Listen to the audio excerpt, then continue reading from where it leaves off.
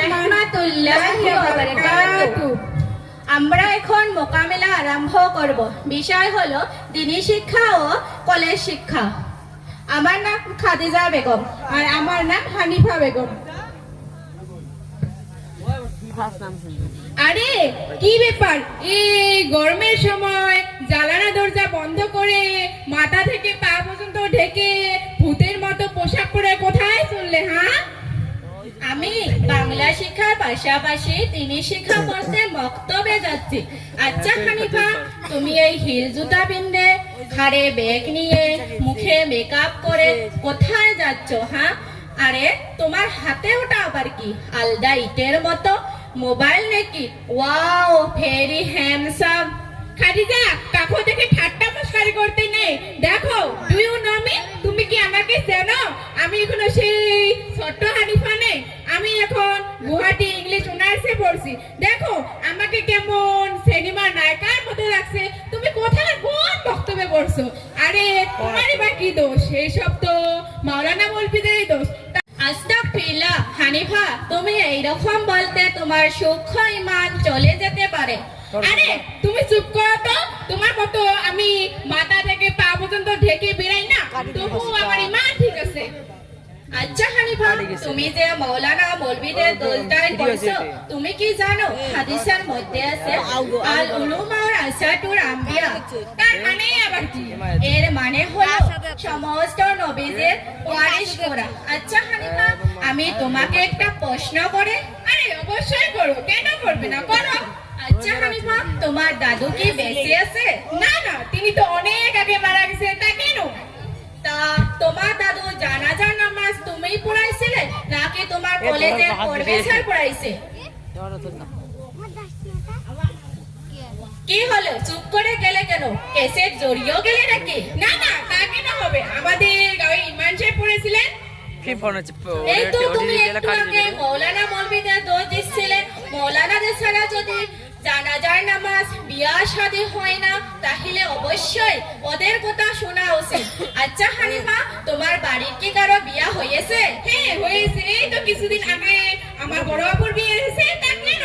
তা তোমার বড় আপুর বিয়ে তোমায় পড়াইছিলে নাকি তোমার সিনেমার নায়ক পড়াইছে?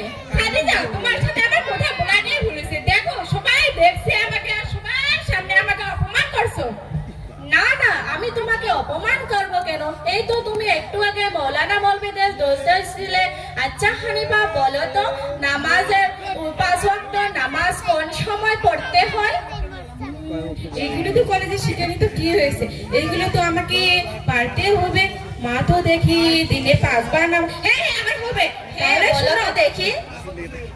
ফজরের নামাজ পড়তে হয় দুপুর বেলা, জোহরের নামাজ পড়তে হয় রাত্রে বেলা, আসরের নামাজ পড়তে হয় ভোর বেলা, মাগরিবের নামাজ পড়তে হয় রাত্রে 2টা বেলা, আর এশারের নামাজ পড়তে হয় দুপুর বেলা। হানিফা, তুমি না সব ভুলভাল বললে। হোয়াট? কি? আমি সব ভুলভাল বললাম? হ্যাঁ, তুমি সব ভুলভাল বললে। আচ্ছা হানিফা, বলো তো দেখি নামাজের ফরজ আরকাম আহকাম কয়টি আর কি কি? নামাজের ফরজ তো হবে, তাহলে শোনো। হ্যাঁ বলো। 1 নাম্বার দাঁড়িয়ে থাকা, 2 নাম্বারটা হলো হাত উপর করা, 3 নাম্বারটা মুনাজাত করা, 4 নাম্বারটা সেজদা করা।